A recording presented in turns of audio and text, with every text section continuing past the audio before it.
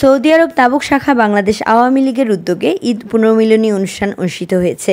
Saudi আরব তাবুক প্রতিনিধি ইসমাইল খান টিটু জানান, গত 18 জুন রাত 11:30 তাবুক পার্কে আয়োজিত ঈদ পুনর্মিলনী অনুষ্ঠানে সভাপতিত্ব করেন সৌদি আরব তাবুক শাখা বাংলাদেশ আওয়ামী লীগের সহসভাপতি মোশাররফ হোসেন মিন্টু।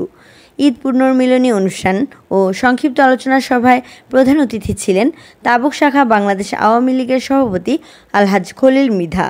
সংগঠনের সাধারণ সম্পাদক সালাহ উদ্দিন কোতোয়ালের সঞ্চালনায় প্রধান আলোচক ছিলেন সংগঠনের সিনিয়র সহসভাপতি কমলনগর উপজেলা বাংলাদেশ আওয়ামী লীগের সম্মানিত সদস্য মুসা কলিমুল্লাহ লিটন।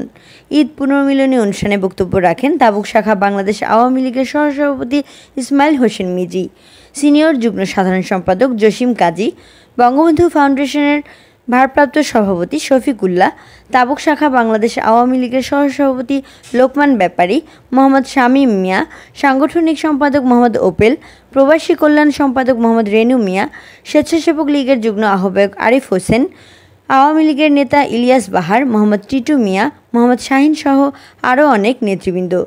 সংক্ষিপ্ত আলোচনা সভা শেষে উপস্থিত সকল নেতৃবৃন্দ একে অপরের সাথে ঈদ শুভেচ্ছা বিনিময় করেন। এই শুভেচ্ছা বিনিময়ের পরে 50 জন নেতাকর্মীর মাঝে রাতের খাবার বিতরণ করা হয়। মোল্লা সাহেবও বলছে কিছু কথা এবং যুগ্ম সাধারণ সম্পাদক সভাপতিত্ব করছেন বাংলাদেশ আওয়ামী লীগ সৌদি আরব তাবুক শাখার সংগ্রামী সহসভাপতি। ঈদ মুবারক, জয় বাংলা, জয় বঙ্গবন্ধু। আমার বক্তব্য আমি শেষ করলাম। আমার ফেসবুকে যাইয়া সালাম। আশা করি সবাই সুস্থ আছেন, সুস্থ থাকাটাই